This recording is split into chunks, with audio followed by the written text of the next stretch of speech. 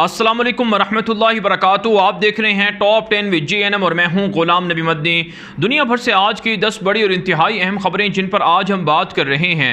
नाज़रीन इकराम, आज 27 जून 2020 है और आज दिन है हफ्ते का। ये टॉप 10 विद JNM का शाम का बुलेटिन है। खबरों का सिलसिला शुरू कर लेते हैं। जो आज की पहली बड़ी खबर है ये अफगानिस्तान से है। अमरीका अपनी फ़ौजें नवंबर से पहले अफगानिस्तान से मुकम्मल तौर पर निकालना चाहता है। इसके लिए अमरीका ने ताज़ा तरीन जो डेवलपमेंट की है, 4500 के करीब अमरीकी फ़ौजियों को फौरी तौर पर अमरीका निकालने के लिए तैयार है। तमाम मरहले मुकम्मल कर लिए गए हैं। अमरीका का मशहूर मीडिया नेटवर्क है CNN, उसने रिपोर्ट दी है अगर अमरीका के मज़ीद 4500 फ़ौजी अफगानिस्तान से निकल जाते हैं तो फिर अमरीकी फ़ौजें अफगानिस्तान के अंदर सिर्फ अलामती रह जाएंगी, यानी सिर्फ और सिर्फ 1500 या फिर 2000 के करीब फ़ौजें बच जाएंगी, जो किसी भी साल में 19 साल जंग के अंदर सबसे कम तरीन अमरीकी फ़ौजियों की तादाद होगी। अब तक की इतलात ये हैं कि 9000 फ़ौजें अमरीका की निकल चुकी हैं और बाकी अगर 4500 फ़ौजें निकलती हैं तो फिर सिर्फ चंद हज़ार फ़ौजी ही अमरीका के अफ़गानिस्तान के अंदर बाकी रहेंगे। अमरीकी सदर डोनाल्ड ट्रंप चाहते हैं कि नवंबर इलेक्शन से पहले पहले सारी फ़ौजें अफ़गानिस्तान से निकाल कर अमरीकियों को खुशखबरियाँ सुनाई जाएँ, जबकि काबुल इंतज़ामिया अशरफ गनी प्रोपेगेंडे में और इसी तरह से साजिशों में मसरूफ़ है। इतलात ये हैं कि वह नवंबर तक खींचातानी करके ढील और टाल मटोल करके अमरीका और तालिबान के मैन एग्रीमेंट को खामखा तूल देकर नवंबर तक इस सारे प्रोसेस को खींचना चाहती है, ताकि नवंबर में अमरीकी सदर इलेक्शन हारें तो अमरीकी फ़ौजें अफ़गानिस्तान से ना जाएं। ज़ल्म खलीलज़ाद को भी हटा दिया जाएगा और इसी तरह से अमरीकी फ़ौजें भी दोबारा से वापस अफ़गानिस्तान आ जाएंगी। लेकिन तालिबान इस वक्त हमले तेज़ कर चुके हैं और जो आज की इतलात ये हैं कि अब भी जो तालिबान के हमले हैं मुख्तलिफ़ सूबों के अंदर जारी हैं, जिनमें कम अज़ कम आज के दिन 10 से ज़ायद हलकार मारे गए हैं। रोज़ाना की बुनियाद पर 30 से 35 के करीब अमरीकी फ़ौजी तो नहीं बल्कि जो काबुल इंतज़ामिया के फ़ौजी हैं वो मारे जा रहे हैं और रोज़ाना की बुनियाद पर दर्जनों लोग तालिबान के सामने सरेंडर भी कर रहे हैं। इतलात नाज़रीन इकराम ताज़ा तरीन ये भी सामने आ रही हैं कि सुहेल शाहीन जो तालिबान के सियासी दफ्तर के तर्जुमान हैं, उन्होंने ट्विटर पर लिखा है कि 34 के करीब मज़ीद तालिबान ने जो अफ़गान हुकूमत के फ़ौजी कैदी थे उनको रिहा कर दिया है। तालिबान की जानिब से कैदियों की रिहाई का सिलसिला जारी है और अशरफ गनी को भी पैगाम दिया गया है कि वो भी कैदियों की रिहाई करें, वरना तालिबान काबुल पर चढ़ाई करके सदारती महल पर कब्जा कर सकते हैं। आगे बढ़ते हैं काम। जो आज की दूसरी बड़ी खबर है ये भी अफगानिस्तान से है। अफगानिस्तान के अंदर तालिबान ने चंद साल पहले एक ऑस्ट्रेलियाई प्रोफेसर को, जो काबुल के अंदर यूनिवर्सिटी के प्रोफेसर थे, उनको गिरफ्तार किया था। बाद में उन्हें रिहा कर दिया गया था डील के तहत।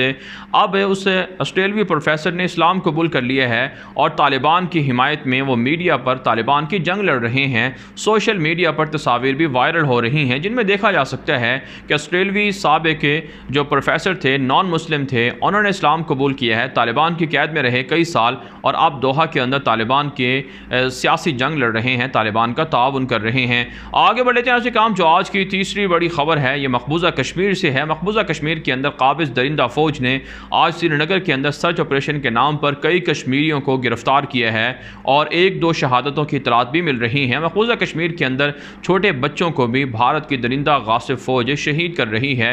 दूसरी जानिब मकबूजा कश्मीर के अंदर कश्मीरियों से मुतालबा किया जा रहा है कि जिन 25,000 के करीब हिंदुओं को डोमिसाइल जारी किए गए हैं मकबूजा कश्मीर के अंदर, उनको कश्मीरी शनाख्त दी गई है। ऐसे में जो हिंदू भारत से आ रहे हैं उनको ना तो ज़मीनें फ़रोख्त की जाएँ और ना उनको मकबूजा कश्मीर के शहरी अपने घर किराए पर दें, क्योंकि ये एक तरह से कश्मीरियों के ख़िलाफ़ एक बड़ी जंग है। इसलिए हिंदुओं के ख़िलाफ़ अब कश्मीरियों को मुत्तहिद होकर अंदरूनी खाना ये जंग खुद लड़ना होगी, वरना मोदी दहशतगर्द के जो प्लान हैं कि मकबूजा कश्मीर के अंदर हिंदुओं को लाकर बसाया जाए वो पूरा हो जाएगा। इसलिए ज़रूरी है कि कश्मीरी मुसल्लह हों और किसी भी हिंदू को अपने यहाँ आने ना दें और ना उनको रिहाइश इख्तियार करने दें। आगे बढ़े जाए ऐसे काम। जो आज की चौथी बड़ी खबर है ये भारत से है। चीन और भारत के बयान इस वक्त तनाज़ा शदीद हो चुका है और चाइना भारत की 8 रियासतों पर नज़रें जमाए हुए है, जिनमें अरुणाचल प्रदेश सर फहरिस्त है। उस पर चाइना कब्ज़ा कर सकता है। लद्दाख के बाद अगला प्लान चाइना का यही है। खुफिया इंटेलिजेंस से कुछ दस्तावेज़ात सामने आ रही हैं जिनमें यही कहा जा रहा है कि भारत अब अपनी 8 रियासतें बचाने के लिए वहाँ भी बड़े पैमाने पर फ़ौजें पहुँचाने की तैयारी कर रहा है और लद्दाख के अंदर चाइनीज़ और भारतीय फ़ौजें आमने सामने हैं और तनाज़ा मज़ीद शिद्दत इख्तियार करता जा रहा है। इसके अलावा भारत के साबिक़ वज़ीर दिफ़ा ने इंकशाफ किया है कि 1962 की चाइना भारत जंग में चीन ने भारत के 45,000 मुरब्बा किलोमीटर इलाके पर कब्ज़ा किया था, जो आज भी उन्हीं के पास है इलाका, और अब मज़ीद चाइना मज़ीद इलाकों पर कब्ज़ा करने की तैयारियां कर रहा है। दूसरी जानिब कांग्रेस की जानिब से मोदी को ताने दिए जा रहे हैं कि पब्लिकली अवामी सतह पर मोदी चाइना के ख़िलाफ़ बयान क्यों नहीं देते हैं, कहीं चाइना के सामने झुक तो नहीं गए और भारत को चाइना के सामने बेच तो नहीं दिया। डरपोक और बुज़दिल मोदी क्यों बने हुए हैं? काम जो आज की 5वीं बड़ी खबर है, ये भारत और चीन के मबैन जारी तनाज़े के हवाले से भारत में चलने वाली बाइकॉट चाइना मुहिम के हवाले से खबर है। इतला सामने आ रही हैं कि चाइना अब तक के भारत को पिछले 5-6 महीने के अंदर 65 अरब डॉलर की चीज़ें फ़रोख्त कर चुका है, और इसमें भारत को जो तिजारती खसारा है, यह बाहमी तिजारत में 50 अरब डॉलर के से ज़ायद का खसारा बर्दाश्त करना पड़ा है अब तक 5 से 6 माह के अंदर, और 65% से ज़ायद चीज़ें चाइना भारत को सिर्फ सालाना तिजारत में फ़रोख्त करता है। यहाँ तक कि भारत के अंदर हिंदुओं की जो मूर्तियाँ हैं या बुत हैं या जिनको वो भगवान मानते हैं, वो भी चाइना से तैयार होकर आती हैं। तो ऐसे में नाज़रीन किराम, बाइकॉट चाइना मुहिम सिर्फ एक अहमकाना मुहिम है और इसका अमली इतलाक़ नहीं हो सकता है, यह भारत के माहिरीन का मानना है। इसके अलावा भारत के अंदर मोदी दहशतगर्द ने 108 के करीब मज़ीद गैर मुल्की जो तबलीगी जमात के अरकान थे उन पर केस दायर कर दिया है और उन्हें गिरफ़्तार करने के लिए हुक्म भी दे दिया गया है।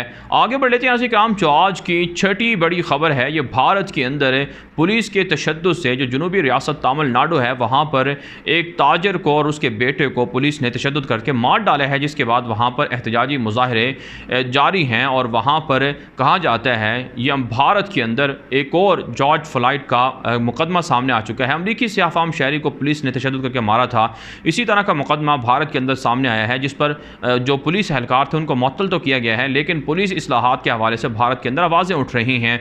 नाज़रीन काम, भारत के अंदर पुलिस मुसलमानों पर जितना तशद्दुद करती है, जितना तशद्दुद करके उन्हें शहीद या मार दिया जाता है, उसकी मिसाल नहीं मिलती है।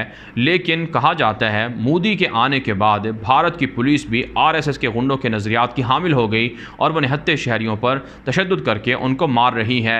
और तमिलनाडु के अंदर जिन 2 शख्सों को मारा गया, उन पर सिर्फ इल्ज़ाम यह था कि उन्होंने मुकर्ररा वक्त से ज़ायद दुकानें खोली रखी थी, इसलिए उन्हें गिरफ़्तार किया गया, फिर उन्हें मार दिया गया। आगे बढ़ लेते हैं ऐसे काम, जो आज की 7वीं बड़ी खबर है, ये मलेशिया से है। मलेशियन सियासत के अंदर जोड़ तोड़ और तब्दीलियाँ जारी हैं। महातीर मोहम्मद, जिन्होंने चंद माह पहले इस्तीफ़ा दे दिया था, वो अब एक मरतबा फिर वज़ीर आज़म बनने के लिए कोशिशें कर रही हैं। जोड़ तोड़ शुरू हो चुकी है। मलेशियन वज़ीर आज़म डॉक्टर महातीर मोहम्मद को दुनिया का अजीम मुसलमान वज़ीर आज़म और सियासी रहनुमा माना जाता है, जिन्होंने मलेशिया को तरक्की देने में बड़ा किरदार अदा किया है और इस्लामी इशूज़ बिलखुसूस मसला फ़लस्तीन, मसला कश्मीर, बर्मा और इसी तरह से दीगर मुसलमानों की हिमायत में उनकी बड़ी कोशिशें हैं, लेकिन साजिशें करके उनको हटाया गया था। अब वो दोबारा सियासत में आने के लिए जोड़ तोड़ कर रहे हैं। 2023 के अंदर इंतखाबात होने हैं मलेशिया के अंदर, लेकिन कबल अज़ वक्त इंतखाबात हो सकते हैं ताकि डॉक्टर महातीर मोहम्मद को वज़ीर आज़म बनाया जा सके। उनकी उम्र 94 साल है। दुनिया के वो मामर तरीन वज़ीर आज़म के ओहदे पर भी फाइज रह चुके हैं। आगे बढ़ लेते हैं उसी काम, जो आज की 8वीं बड़ी खबर है, ये ईरान से है। ईरान के अंदर गुर्बत अफलास इस कदर बढ़ चुका है कि वहाँ अब लोग अपने बच्चों को ऑनलाइन फ़रोख्त करने पर मजबूर हो चुके हैं।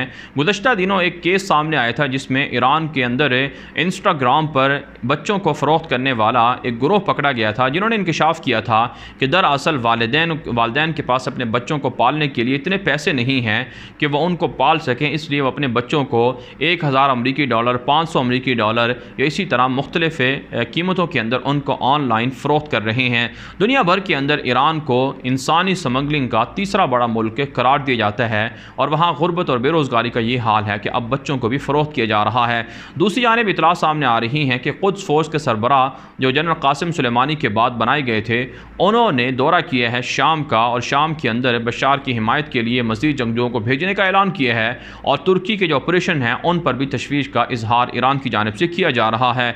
आगे बढ़ लेते हैं ऐसे काम, जो आज की 9वीं बड़ी खबर है, ये लीबिया से है। लीबिया के अंदर साबिक डिक्टेटर मामर कज़ाफ़ी के बेटे सैफुल इस्लाम कज़ाफ़ी 2017 के बाद एक मरतबा फिर मंज़र आम पर आए हैं और उनके बारे में कहा जाता है कि वो सदर बनना चाहते हैं। बागी हफ्तर जिन्हें मिस्र और मुत्तहदा इमारात सपोर्ट कर रहे हैं, उनकी भी हिमायत सैफुल इस्लाम कज़ाफ़ी को हासिल है, लेकिन तुर्क फ़ौजें लीबिया की मुंतखब हुकूमत को सपोर्ट कर रही हैं। और ताज़ा तरीन इतलात ये हैं कि लीबिया के अंदर बागी हफ्तर से कई ठिकाने और कई इलाके वागज़ार करवा लिए गए हैं।